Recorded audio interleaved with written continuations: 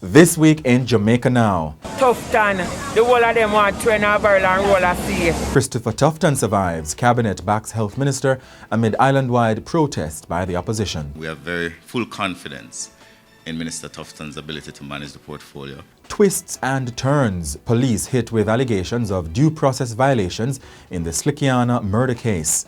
Yard and abroad, Jamaican dancehall players linked to deadly gang feuds in St. James and Florida. And the death of a JLP councilor in St. Thomas shifts the balance of power in the municipal corporation.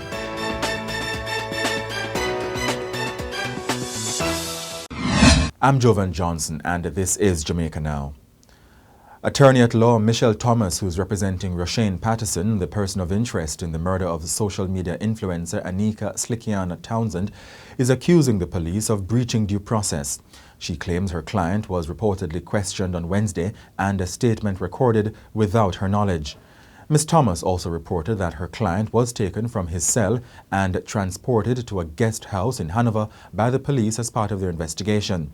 She claims the police blocked her from the interview and used a justice of the peace instead. The attorney expressed concern that her client could have incriminated himself or prejudiced his case.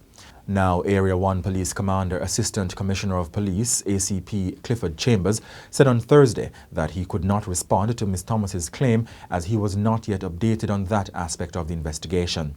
But ACP Chambers pointed out that more than 5 different lawyers have expressed an interest in representing Mr. Patterson. He said he was not sure if Ms. Thomas was retained. Now, Mr. Patterson was apprehended by the police at a guest house in Hanover on November 2, a day before he was expected to surrender to the security forces. He was named as a person of interest shortly after Ms. Townsend's body was recovered from the sea in Reading, St. James on October 21. Mr. Patterson was charged on Thursday with assault and abduction in relation to a 2018 case. Health Minister Dr. Christopher Tufton has survived a week of PNP-led protests across Jamaica for his resignation over the latest dead babies saga. A week ago, following media revelations, the minister confirmed that at least 12 babies died between July and October from a bacterial outbreak at the Victoria Jubilee Hospital in Kingston. The opposition PNP argued that Dr. Tufton's failure to inform the public and the cabinet, including Prime Minister Andrew Holness, until after the media report was a dereliction of duty. Protests took place in Kingston, St. James and St. Catherine. And to need to go Tufton, the whole of them want to in a barrel and roll a sea. Dr. Tufton also faced heat from the opposition in the House of Representatives on Tuesday. Minister said he heard towards the end of August. But I've asked a question. You were, as your statement said, you were briefed towards the end of August. I asked the question, when did you first hear and when about this outbreak, and when was PAHO invited? Every year there is a mortality rate. There is no outlier in those 2 years that you have mentioned. It's not like we have had a 150 deaths of the 6,000 or 7,000 births over a period of time, and then all of a sudden it jumps to 300. Just to be very clear, the averages hovers around 150 to about 180, and that has been consistent. So I want it to be clear that we do not give the impression that somehow Victoria Jubilee and the staff and the management there have been silent on some major outlier event or set of events in any particular year. So I think that is the substantial point that I need to make. Prime Minister Andrew Holness, who has not commented on the issue publicly, was present in the House as Dr. Tufton spoke.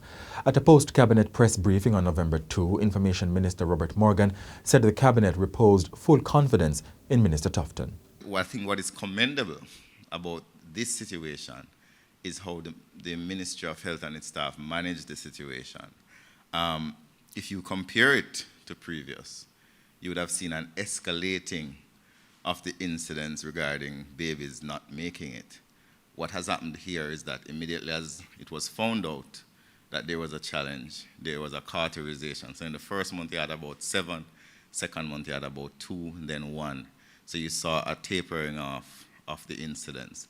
And I think that is something that the country should be proud of, that our healthcare workers and the administration of the hospital, led by the minister, were able to quickly deal with what was a very challenging situation. The other question is, are we satisfied with the minister's explanation? We are. We have very full confidence in Minister Tufton's ability to manage the portfolio. He has done a pretty exemplary job in very challenging times. The government has announced a gun amnesty from November 5 to 19. It comes as a new gun law where the more offences and tougher penalties is also taking effect. Breaches of the Firearms Prohibition and Restriction Act will result in penalties ranging from 15 years to life imprisonment. National Security Minister Dr. Horace Chang says during the amnesty, persons in possession of illegal or unregistered weapons can surrender the guns to the police without being prosecuted. It's not just a criminal changing of the mind. There are individuals who may have inherited a firearm, from grandfather, uncle, or otherwise. They have had it locked in a safe and just not paying the attention to it. Meanwhile, nearly 1,300 murders have been committed in Jamaica since the start of the year, an 8% increase year on year. Jamaica Constabulary Force statistics show that as at October 29, a total of 1,294 homicides have been recorded, 92 more than for the similar period in 2021. Several more murders were recorded this week, including at least 6 in Clarendon. Among those incidents was the shooting death of businessman Evan Francis and his wife Alicia Francis as they attempted to enter their yard in Tollgate, Clarendon on November 1. The man's 39-year-old son, Kenrick, a taxi driver, was found dead the day before in Milk River in the parish. And the St. James Police have charged 29-year-old Shemoy Brown, otherwise called Shem, with the murder of his mother at their home in Retirement District. The headless body of a 53-year-old Michelle Gail Brown was found in blood and wrapped in a sheet. And at a press briefing on November 1, the Police Commissioner, Major General Anthony Anderson, highlighted successes of Operation Relentless, one of the latest anti-crime initiatives targeting criminal gangs. It is an island-wide operation, although we had a specific targeted focus on 5 key divisions, which were seen as the source of the recent uptick in violent crime. In the 38 days since the launch of the operations, there has been a significant reduction in murders in all 5 of the focus divisions. In St. James, murder is 19% down. Westmoreland has seen a 50% reduction.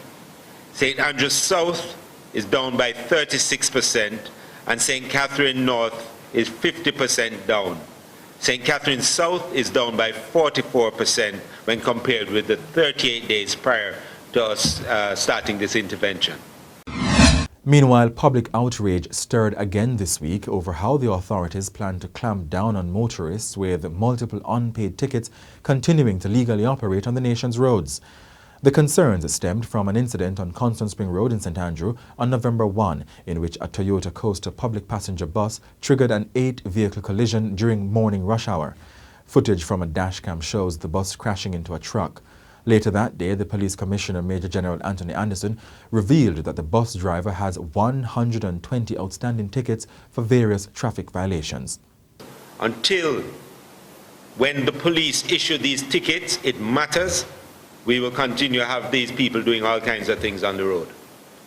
So we're looking forward to it. We had some discussions recently about when the new regulations of the Road Traffic Act comes into force, and the other challenges that there are in the system to get the proper consequences associated with breaches of the Traffic Act. The police can write tickets, and we write tickets as per what we are allowed to do, and when there is a warrant, we go for the person who does it. Now, there are lots of challenges, and this is something that we won't get to explore in great detail today, but I mean, I have a whole panel of journalists on. It's something you should be looking at. Now, the point of the matter is that he, like so many others who end up in these situations, are multiple offenders, multiple outstanding tickets. And once we deal with that, you will see order return to the roads. Gang warfare originating in Salt Spring, St. James is believed to have crossed borders and created mayhem in Lauderhill, Florida, with law enforcers there determined to clamp down on the crime syndicates. Jamaican dancehall stakeholders are reportedly enmeshed in the unfolding saga. A double murder on October 19 in Florida has resulted in the arrest of producer 26-year-old Jareem Jaman Shelton. According to court documents, the men he's accused of killing have been identified as Dwayne Musselman Francis, a hired killer, and Jeff Ford Lord Murray, an upcoming artist, both known figures in the state of Florida.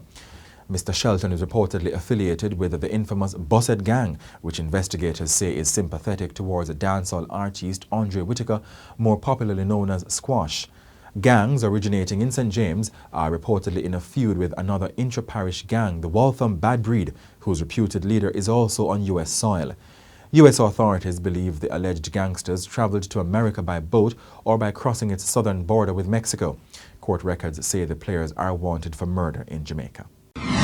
The number of fraudulent sale of lands near the Clifton community in St. Catherine linked to school principal Sewlin Ward Brown has increased to 12, valued at approximately $8 million. Those revelations came during an appearance by the woman before the St. Catherine Parish Court, which granted her bail in the sum of $2 million. It's alleged that the principal collected monies from several residents for the sale of government lands. The police had initially reported that 5 people came forward with claims that they made payments totaling $4 million. In October, following an announcement by Prime Minister Andrew Holness, some unfinished structures on the lands were demolished. The Prime Minister said then that the Klansman criminal gang based in Spanish Town was linked to the scam. St. Thomas Western Member of Parliament James Robertson of the ruling Jamaica Labour Party JLP has poured scorn on People's National Party PNP councillors for what he calls their distasteful quest for power following the sudden death of Deputy Mayor of Morant Bay Lenworth Rawle of the JLP. Mr. Rawle, a councillor for the Trinity Vale division in the parish, died on October 31 in the US, where he had sought medical treatment. His death had triggered a shift in the balance of power for the local authority, where both the PNP and JLP held 5 divisions each. General Secretary of the PNP, Dr. Dayton Campbell, has expressed condolences but declined to comment on the next move for the party. And that's it for this edition of Jamaica Now, your weekly review of the big news stories. Send us your comments at onlinefeedback@gleanerjm.com. Follow us on Twitter and Instagram at Jamaica Gleaner and on Facebook at Gleaner Jamaica. Like this video on our YouTube page, turn on the notification and subscribe today. I'm Jovan Johnson, and before we go, we hear a story from elderly couple Basil and Mavis Solomon about their housing conditions in Zion Hill, St. Mary. Let me tell you, we pray a lot here, man. We pray ask God to keep the house. Just keep it. It's not even the rain to me as when hurricane and the breeze come out here so long now when it breeze, some strong breeze come and we look at the tree them, you know. I say, God, remember we. Even sometimes I sit on the veranda here and when the thunder clap hard or roll heavy, you feel the whole place jerk like that's a film scary part. And I only pray that the crap them don't wake up more when the jerk that jerk come on. The thunder film, but it's a breeze for me. I desperately need the help for the house, you know.